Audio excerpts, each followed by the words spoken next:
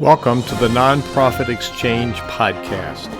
Stories by leaders for leaders to help you raise the bar on your own excellence, to release the potential inside of you.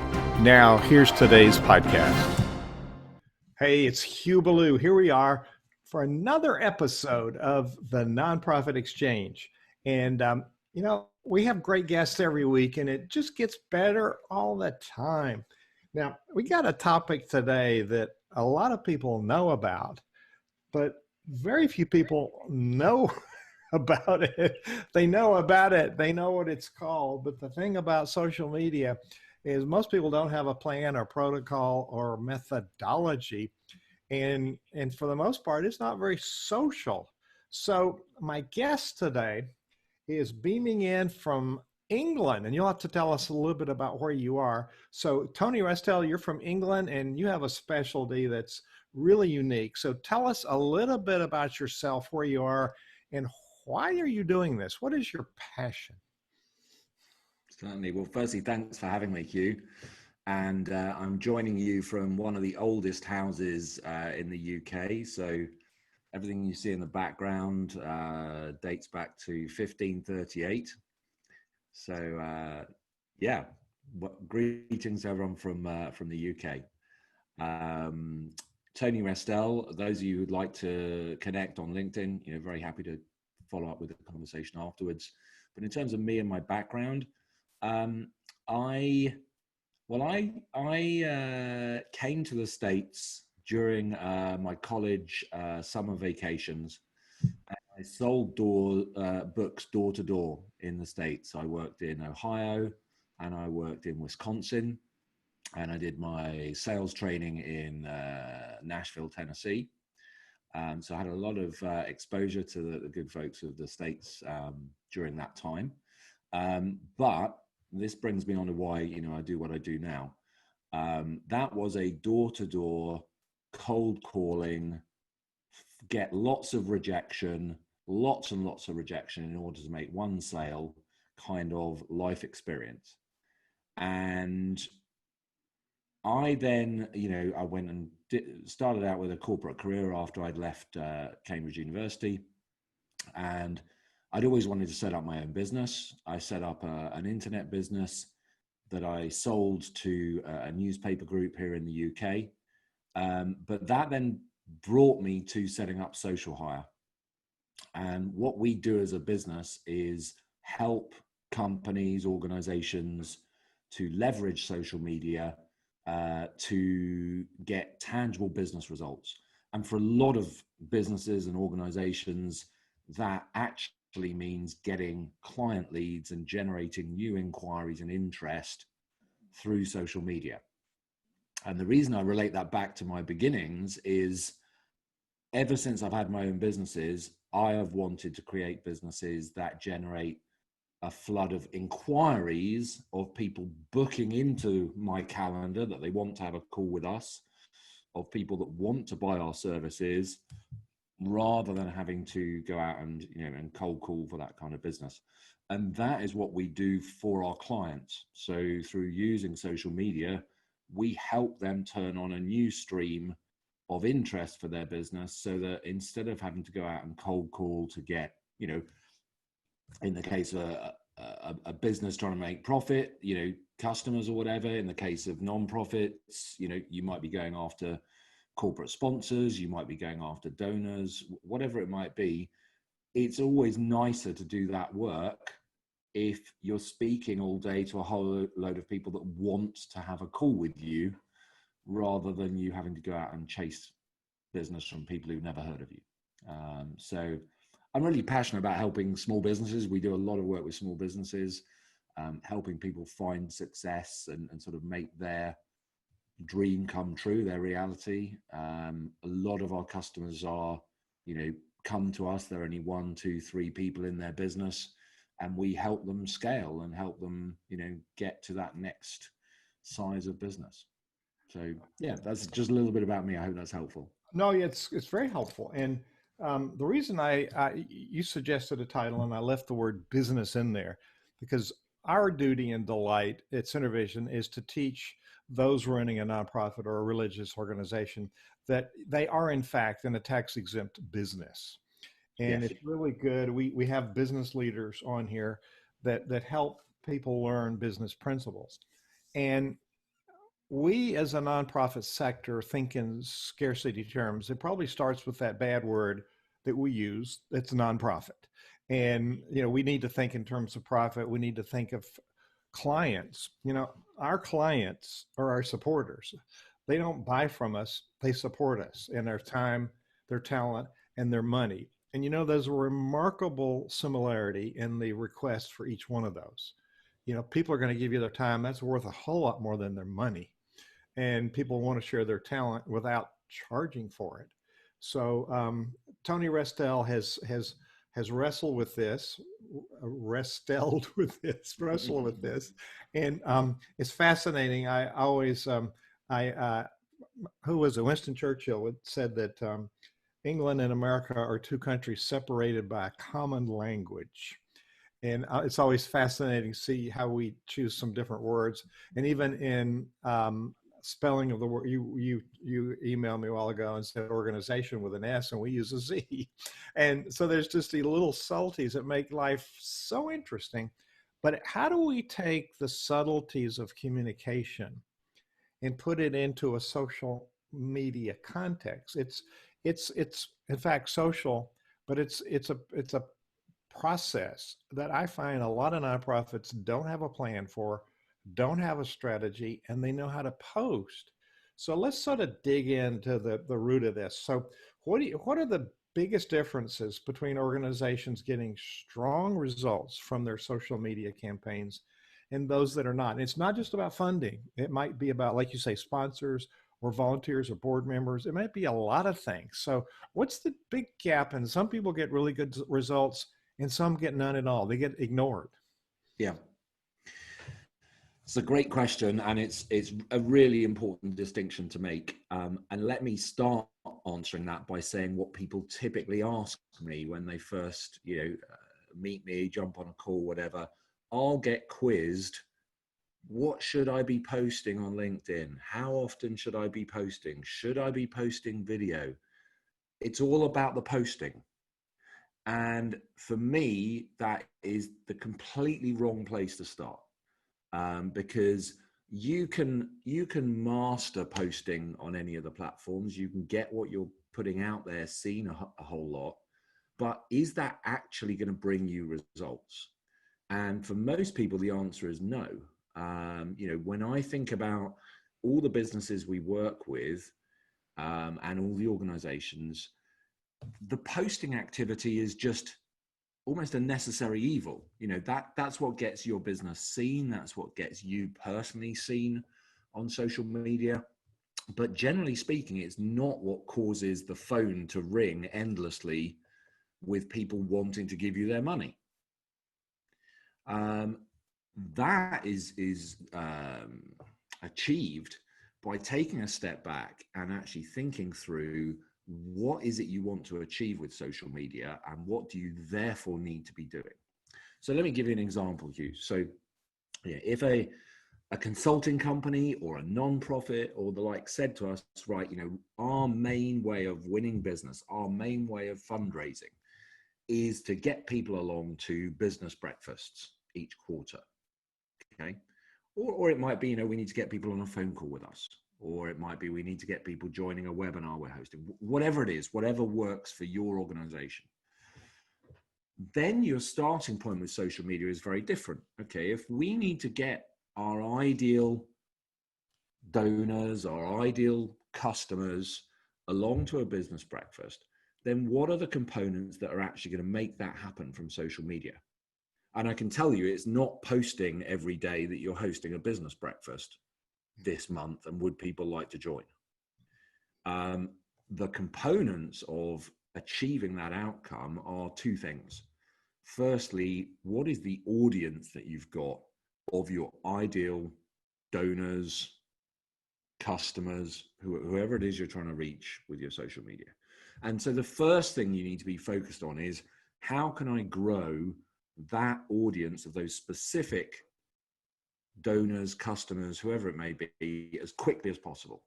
And on each of the social sites, there are different things you can do as a business or as an individual that allow you to grow that audience really quickly. So that's the first element of success.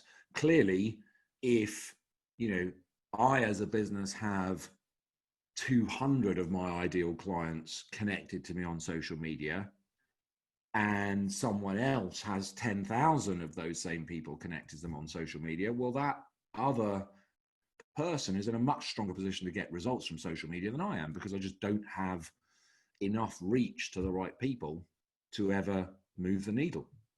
So that's the first thing I would draw attention to. But that on its own isn't enough. If you have every one of your ideal donors follows your social media accounts or is connected with you in some way on social media, it's still not necessarily going to result in, a flood of donations every day. To do that, we need to also focus on conversion. And so you need those two elements. You need to build the audience, and then you need to figure out how are we going to convert that audience into doing what actually we need those people to do in order that our business or our nonprofit, achieves the outcomes that it wants from social media. And if you take that approach, then you start questioning everything you're doing on social media. Should I be joining groups? Should I be producing videos? Should I be writing blogs? When people approach me and ask me to be a guest on a chat or a webinar or something, should I be doing that? Well, does it help you grow your audience with the right kinds of people? Or does it help you convert your audience into doing what you want them to do? And if it doesn't do either of those things, doesn't mean to say you can't do them, but you're always then conscious of, am I really putting my time into the things here that are going to move the needle and make a difference for our nonprofit or for our business? And so whenever people sort of talk to me about posting and what should I be posting and how often should I be posting and what time of day should I be posting, I always stop the conversation at that point and say, why are we getting so fixated just on the posting side of things? Because unless you're someone that's, a massive celebrity on social media, just what you post probably isn't going to, achieve what you want as an organization. I hope that provides some good food for thought. I want to dig into some of the details, but you and I were connected on social media. So either you were you noticed me for some reason because I did something right, or you took pity on me because I was doing everything wrong. So be nice here. So how did do you remember? I can't remember. I think it was LinkedIn. And how did we connect? And then you suggested, let's jump on a Zoom or something, which we did. And turned out that I invited you to be on the show because I was really impressed with your knowledge. So you're obviously using you're practicing what you preach. You're using your tools. So how did that come about that we got connected? Yeah, that was actually something benevolent we've been doing since the pandemic struck. So we organized a whole series of webinars to help business owners that were struggling, to figure out, are there some things they could do with not just social media, but broader digital marketing that could help you claw back some of the clients that you've lost, help you, go out there and find some new clients, but equally help avoid you investing time as a small business owner in things that just aren't going to produce results quickly enough for you.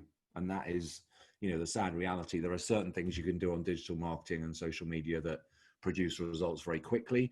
There are other things that are going to take, 9 months, 12 months to start producing results. And so I just thought, well, we've got all this knowledge and we can help a whole load of small business owners, avoid going to the wall by investing this time they've got now in the wrong things.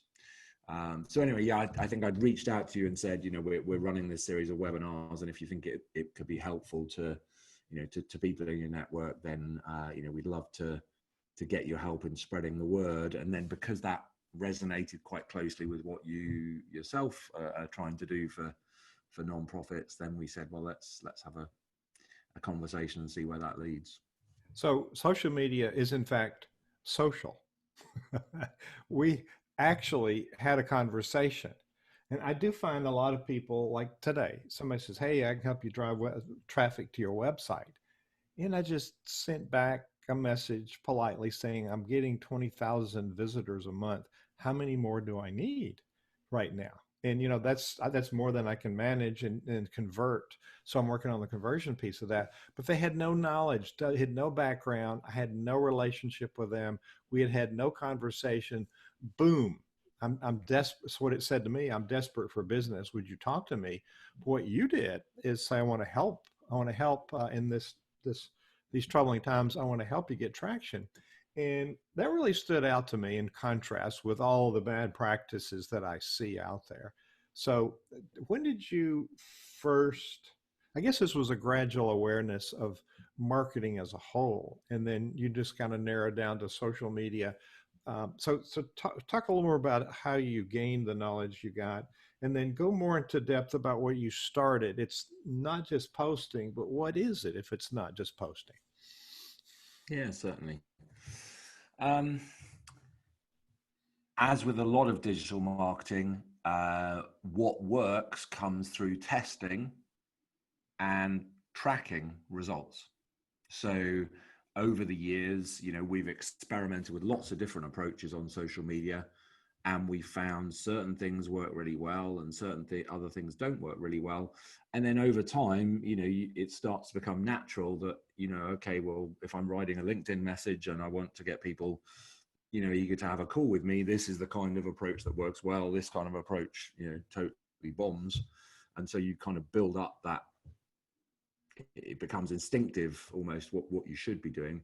But I think if I could give everyone on the call one takeaway from today's live session, it would be focus on doing the things that start conversations, because conversations are where business deals or donors or whatever it may be, that's where they originate.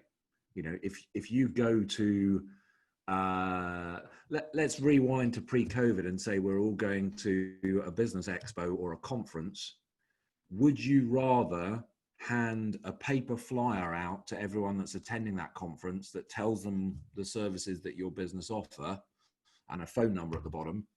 Or would you rather be able to go around and talk to each person during the lunch breaks, the coffee breaks, the post-event drinks evening? Which would you feel is more likely to bring your business, business wins? And hands down, it's talking to people individually that is going to bring you all the results from attending that event. Well, social media is no different. When you're posting, if you're just posting what your business does, what your nonprofit does, asking people to go to a website to buy something or to donate, there's very, very small percentages of people that will actually see that and act on it and do what ultimately you want them to do.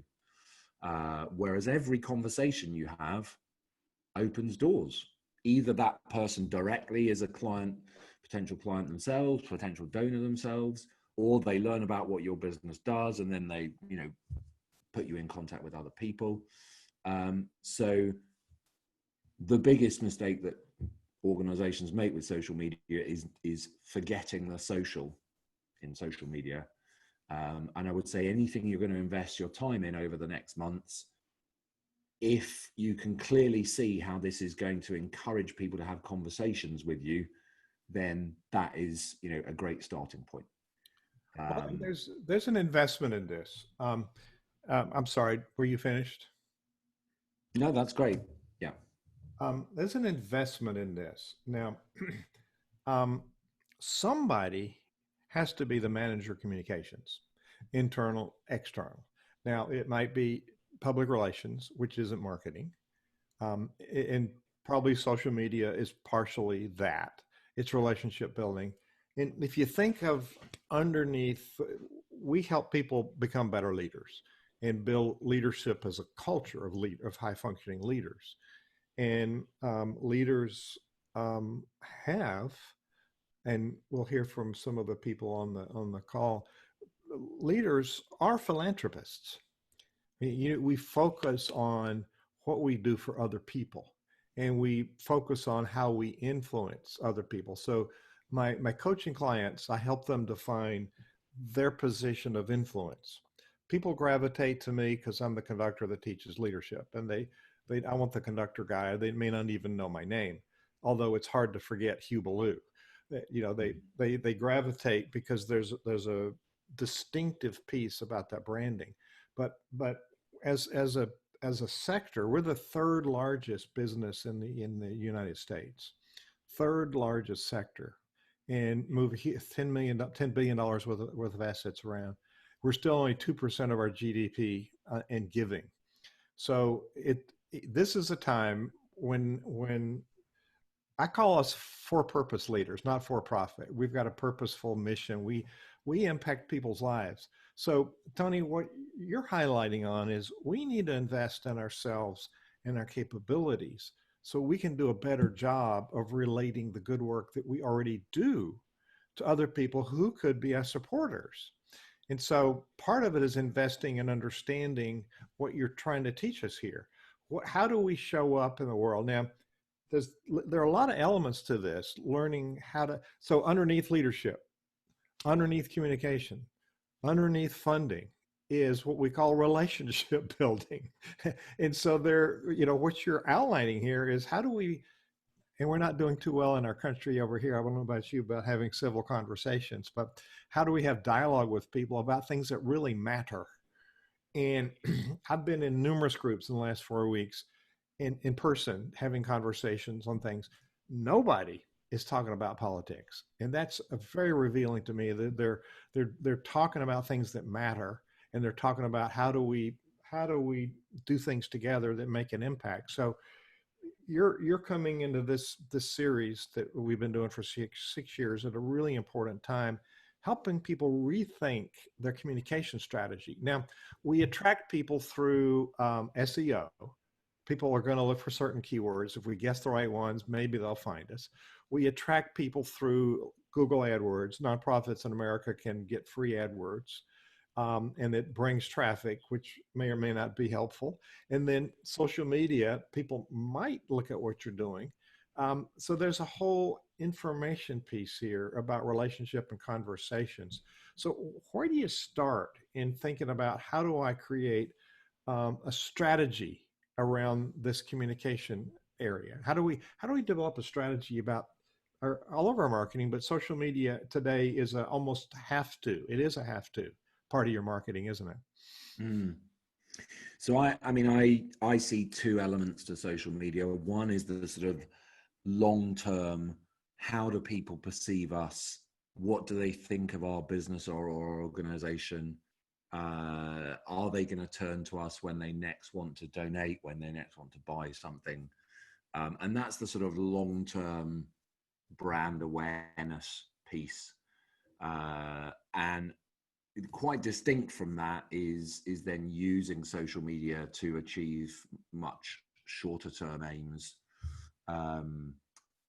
where you create repeatable processes that then bring those business results into your company or your nonprofit. And I primarily focus on the former because, we unfortunately have lots of charities going bankrupt here in the UK because a lot of the events and things that they rely on, have ceased happening because of COVID. And so, now more than ever, they can't afford to be doing things that only pay off in a number of years' time. They need to be doing things that, will generate interest for them quickly.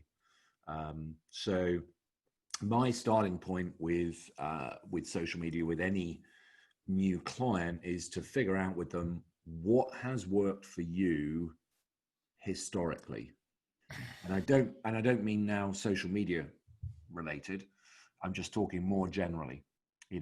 If you are a consulting business and you have typically won new clients by having a face-to-face meeting with them, or by offering a 3 days workshop, or by getting them to a business breakfast where you have the chance to present to them, whatever has worked for your business in the past, make social media plug into that, because then we know we're plugging into something that works. And so I would take the same approach, with a nonprofit, with a charity. How have you historically gone about getting donations? How have you historically gone about getting corporate sponsors? And then all you use social media for is to fill the top of the funnel. If getting people to say that they would like a 3 days workshop from your business, or to attend a business breakfast, or to have a free consultation call, if that's what's always worked for your organization before, don't do something different with social media, because then you could end up saying social media doesn't work for our business or our organization because the thing you were trying to drive people to do was unproven. Whereas if we drive people to do things that you already know in the organization work, then you've taken, a lot of the unknowns out of the equation. And so whatever kind of business you choose, I'll talk about consulting just, because that's an industry I know very well. So a small consulting business will know if we can get 50 business decision makers along to a business breakfast each quarter, that is our business highly successful for the year, because we're going to be able to have follow-up phone calls and meetings with 200 of our ideal clients over the course of a year. That is going to bring us as much business as we can handle.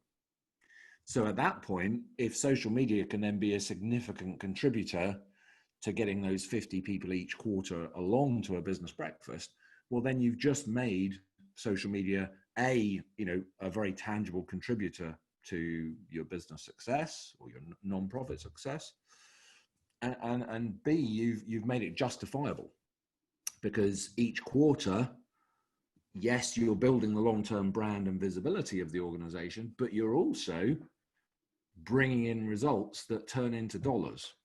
And so we've spent this much on social media, but it's going to bring us this much in terms of new business. And going back to what you were saying right at the beginning, Q, I don't think that nonprofits and profit-oriented businesses are that different on social media. At the end of the day, how much time and money are you putting into your social media, and are you getting out more money as a result of what you're doing? It's almost identical. The only difference is, are you doing this for profit reasons, or are you doing it for benevolent reasons? Well, we're doing it for cash flow. We're doing it for retained earnings. We've got to have some money left over to pay the bills, and we've got to deliver our goods and services. We've got to pay reasonable salaries, and we got to have a place to operate from. So there is a direct correlation to those business breakfasts. And there are luncheons, there are breakfasts, there are galas where nonprofits people gather. And darn well, when you dress up and you go to this and you pay money for it, there's going to be a card at your table and says, here's the chance to give to our annual campaign. That's a part of the gig. They're going to do an ask. But they're first going to wind you down and tell you about all the important things that we've accomplished since the last time you sat there. But we don't do them. Well, we don't always do them as well as we could. We don't always know how to promote them. Now, some of the ones that have happened here in Lynchburg recently have been very well produced. And they've been maxed out with the number of participants and really got some really good donations. But is there a way that we can have virtual coffee, virtual celebrations, where we do a program and we can bring people in with social media? And it's a sharing opportunity. And maybe we don't have to do one a year, or maybe we don't have to spend a lot of money on a big gala. Maybe there's an alternative in this new era that we can reinvent something that's radically different. And so how would we, let's take a particular example. Suppose we were going to do an event, a breakfast event, and our customers or donors who we know love us, who we know love what we're doing, they don't know about the specific needs that we have that they could write a check for. And so how would we do that model for business breakfasts as donor information coffee? We meet over coffee, you bring yours, I'll bring mine, and we'll have coffee on Zoom. How could we, give me an example of, not just posting it? How would we create an information campaign around that so people would be interested? So I come back to conversations. It's not about posting about this. It's about building relationships with individuals and then personally inviting them to attend something. Now, that could be a business breakfast. It could just as easily be a Zoom meeting or an online webinar, an online conference. I mean, if you look at what a lot of the business training conference providers have been doing over the last few months, they have moved from having their physical training events in a hotel or conference center or wherever to now running essentially the same sessions on Zoom. And, there are plus and negative points to that. But certainly on the plus side, you can invite people from a far bigger geographical catchment area if you're doing an event virtually.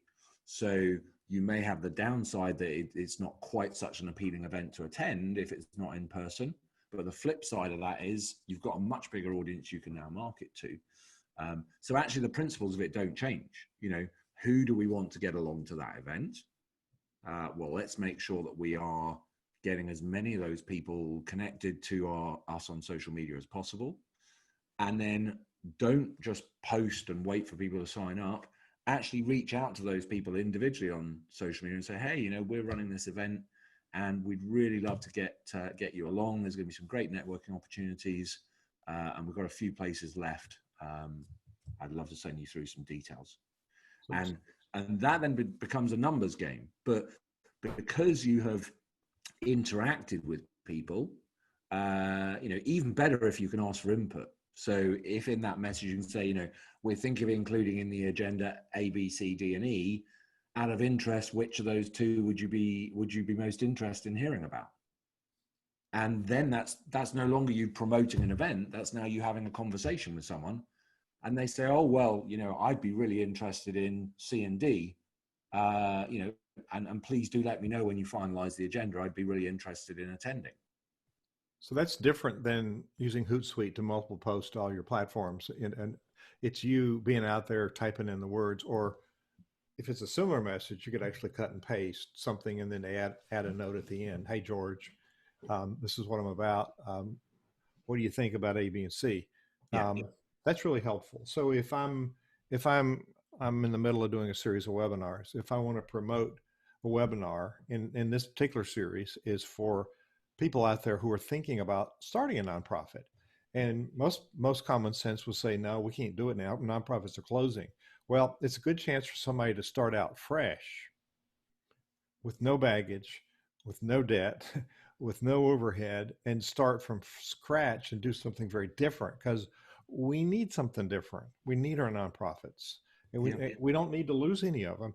But by golly, you don't have to do things the way everybody else did them before. If you got a new idea, now's the time. It's not new normal, it's new radical. Now's the time to do something radically different. So if I'm going to promote a webinar, first I would then, let me just play back what I'm hearing. I would go, I've got 13,000 nonprofit leaders on LinkedIn. So I'd go say, hey, Tony, I'm hosting a webinar and I want to talk to people who are thinking about starting up a nonprofit. Have you ever thought about it? And if so, what's holding you back? Is that a reasonable example of a conversation starter? Am I a good student or not? Yeah, no, that is good. Make it ask a question rather than just push something that you're trying to get people to sign up to. And to take that example, if you posted every day on LinkedIn in the hope that it's seen by your 13,000 connections, you would be lucky if over the space of a couple of months you had, a very small number, single digits, maybe low 10s or 20s would sign up for your webinar from all of that activity. Yeah. Whereas if you reach out individually to those people and you send them a text message, or you send them a voicemail, or you send them a video message, which is now also possible on LinkedIn, personally inviting them to give you some input on what they'd like to see covered in the agenda of that event and finding out if they'd be interested in it, you will get 90% of your signups will be from you sending those personal touch points and trying to have conversations with people versus posting about it endlessly. Love it. Love it. So, social media is part of a information system. We've got emails, we've got direct mail, we've got other forms of reaching out to people. We have SEO, like I talk about, we got ads on AdWords. So it's part of a big media plan, information plan, outreach system. How do we then, this in social media, as you pointed out, is very distinctively different. So we're reaching people that have connected with us for some reason. So there's already a connection, already some level of resonance, maybe not much. What we want to do is build on that. So how does that piece fit in with texting or emailing or direct mail, the other and ads on Google? How does this fit in?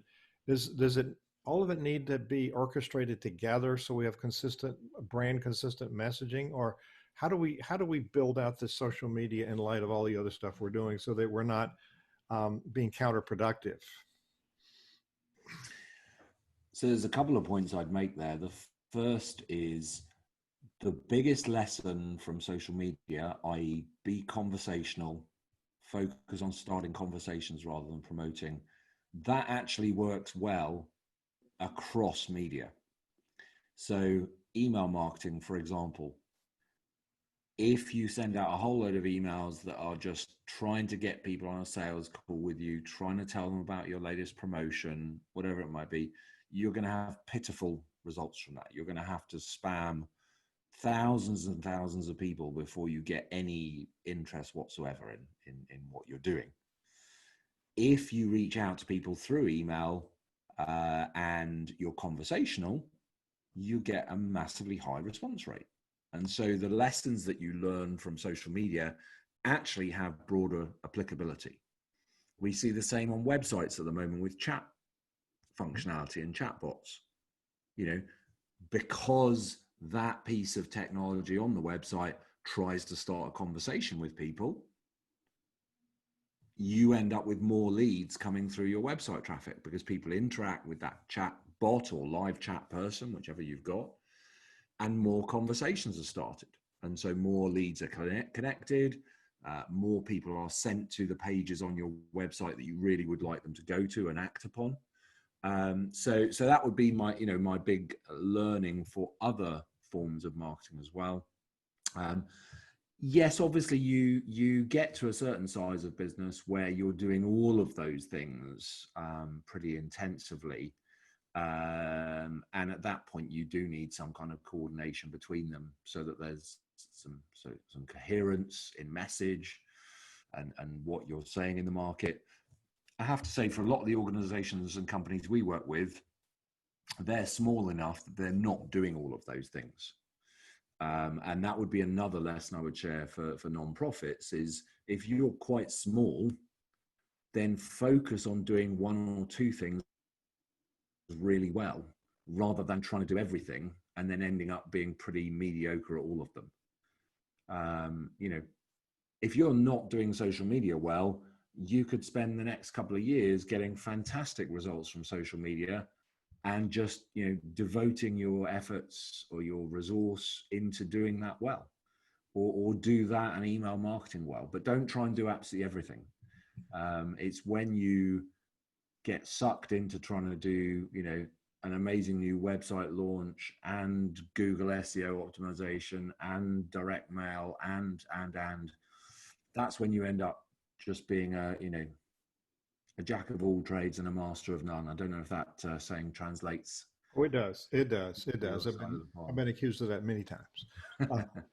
And you can find Tony at social-hire.com. So Tony, there's some folks I bet have some questions. Would you like to hear any questions from our audience? Please. So we're letting people have control of their microphones and join us. So anybody that's there, I think I've allowed everybody to open their mic.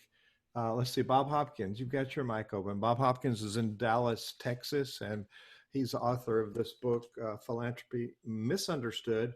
Bob, you're the first one to open your mic. Have you got a comment or a question? I know you've said to me many times that social media is probably not your long suit. Is that right? Well, because I'm older than you, that's why it's not. Just because when I was young, as is our speaker today, whose name is Tony. Tony, I could be your grandfather, and so could Hugh. But anyway, this is relatively new to me, this kind of thing. And you know what? I started out with the newspaper. I was involved in the newspaper, and I published a magazine. And then I got onto TV because it was invented in the 50s. And then now we're in this computer, and that's all we talk about, computer, social media, Twitter, and all these different kinds of things. And I am a member of all of it, but I don't use any of it except Facebook. And I get a lot out of Facebook. But what is, of course, interesting to me is sending out blogs and sending out lists and lists of people and the same message and try to get some response doesn't always work, and most of the time does not. But if I give them a telephone call, I can call 20 people and get 20 responses, and I can send out 2,000 messages and get none. So I think a telephone call, back to the old thing, this old business of relationship building, I have to keep going back to it and realize that, you know, people are still people, and they're not on the media plane always. And I have not been real successful in getting any real response unless I pick up the phone and call people. What do you think about that? So, I mean, to me, that would say you're not doing social media right. So I have just turned off all of our proactive efforts to generate call interest for our business, because I looked at our calendar and we're absolutely rammed with calls booked in from our ideal clients through until the middle of October. And for anyone watching the recording of this, you know, it's early September now.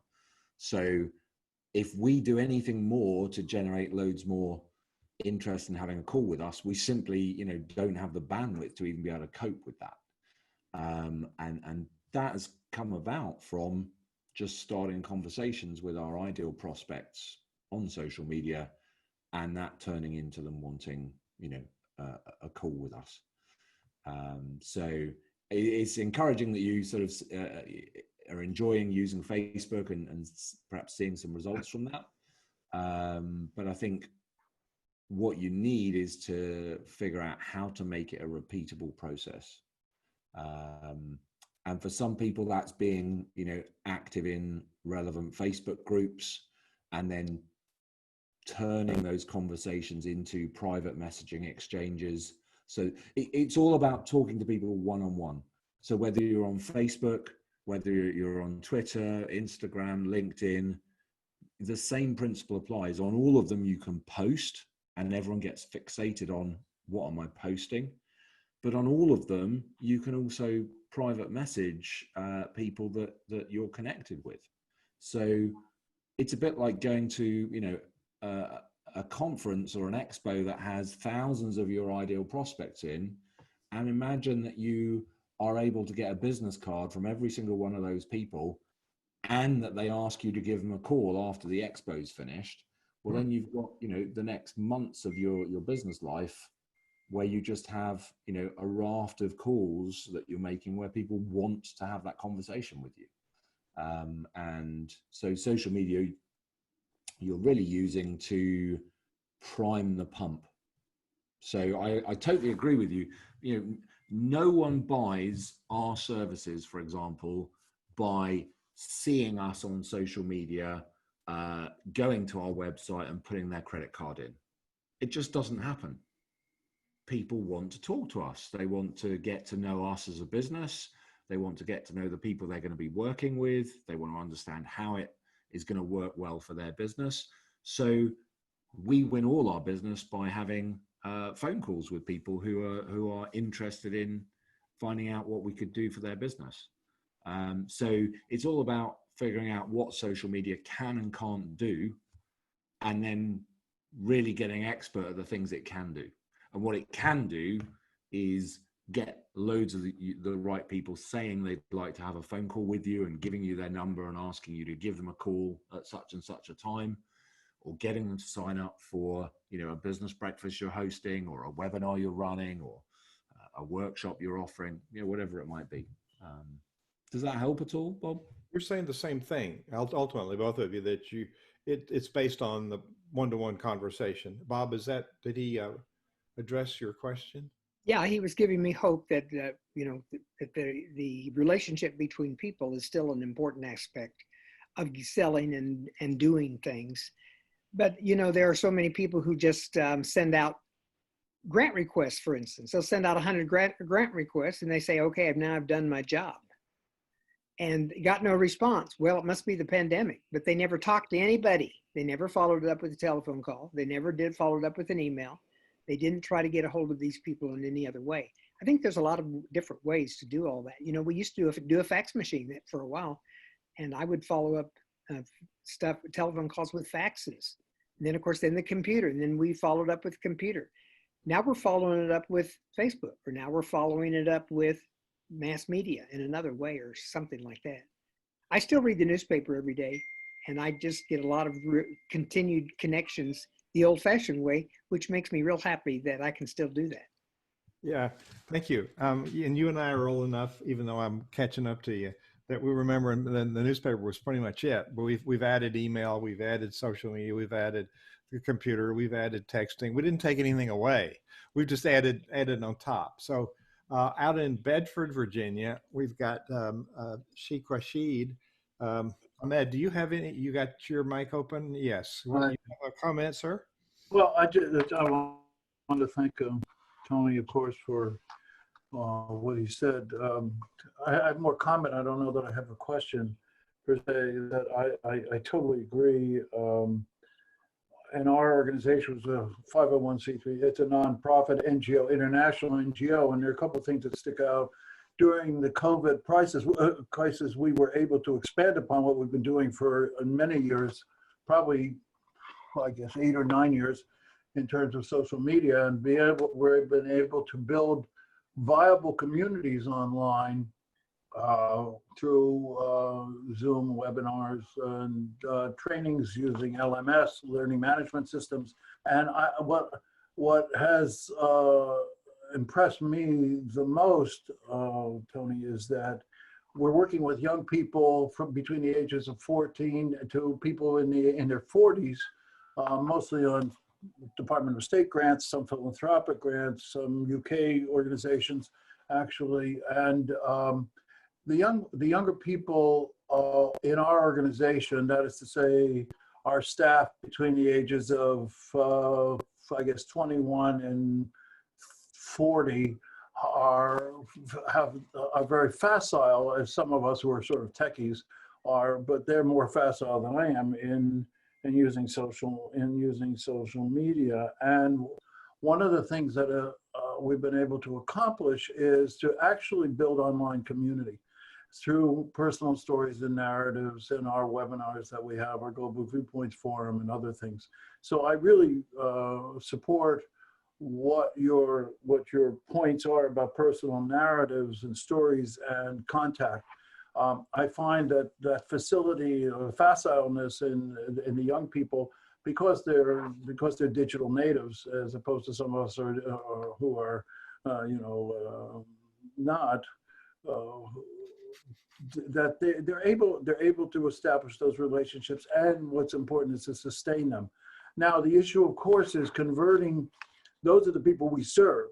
Now, converting people who are impact investors and angel investors into understanding that even though they want to do social good, and for either because they really believe in it, or they want to do social good because it's a thing to say you want to do in the world we're living in, to understand the capability of social media to build, to invest even during this crisis, for example, in young people who are young entrepreneurs and social innovators.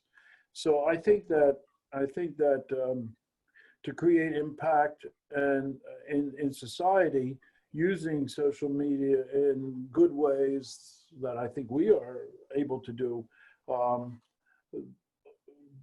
But we see that in some cases, some exceptions, that people who are of the next generation beyond that, which is, and I'm probably older than most people on here today,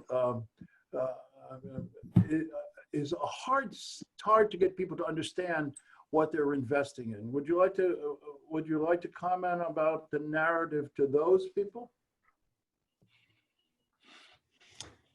I think I hear a lot that, you know, our audience on social media, and I would always challenge that.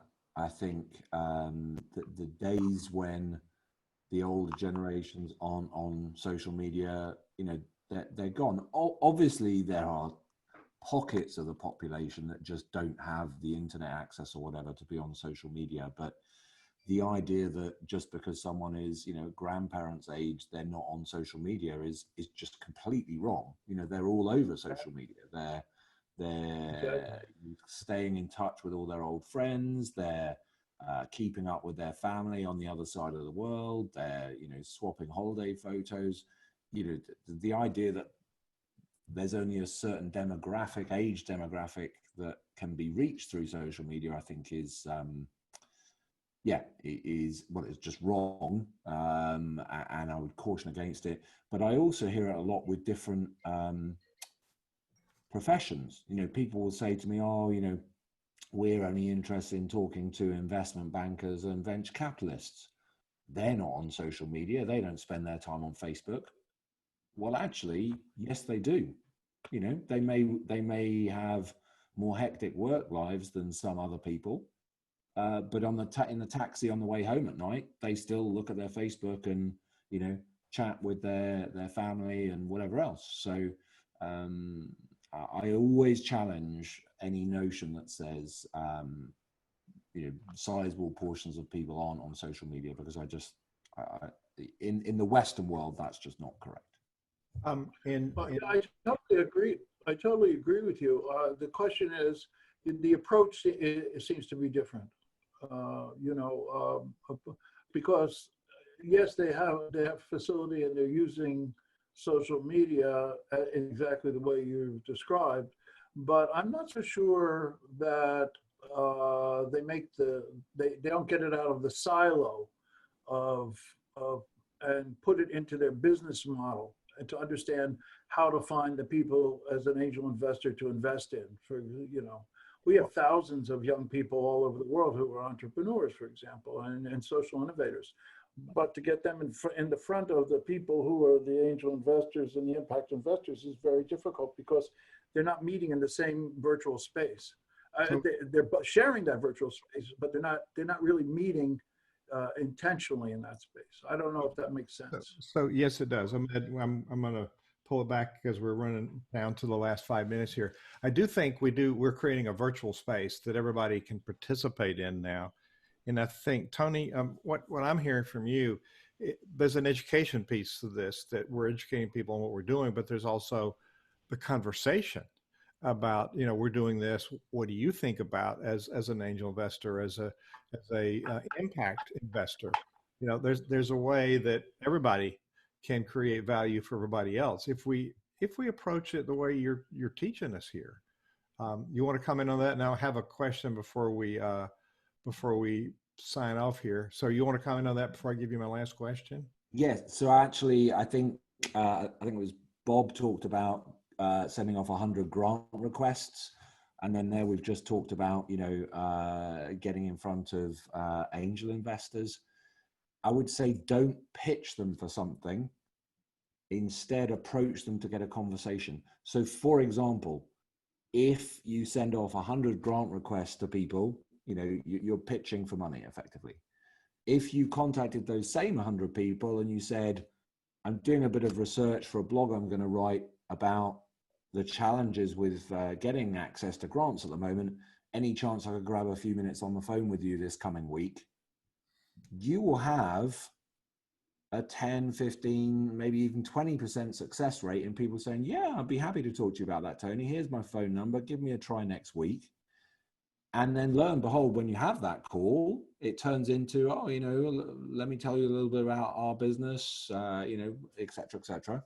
And the same with, getting in front of angel investors. If you approach them, and it's the same incidentally for job seekers, people that need jobs at the moment.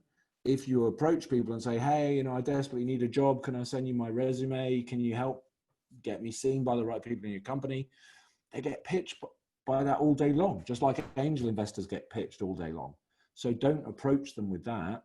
Approach them with something conversational. I'm just doing a little bit of preparatory work before I go out to try and get investment. And I'd love to get a little bit of input from you on XYZ. Any chance we could grab a few minutes on the phone to discuss? And that kind of approach, you will get. We do this for clients day in, day out. So I just can say that with absolute certainty. But it all starts with thinking about being conversational rather than posting and promoting. So that's the secret to this, and that's sort of the summary of everything you've tried to share with us. I'm going to do a quick sponsor moment, and then I'm going to ask you to do a final thought or a challenge, or what do you want people to do now? What do you want to leave us with? So before we do that, Center Vision Leadership Foundation is a place that supports nonprofit leaders no matter what stage of development you're in. We're primarily here for the small nonprofit that doesn't have the ability, the funding, or really shouldn't spend a lot of money for consultants.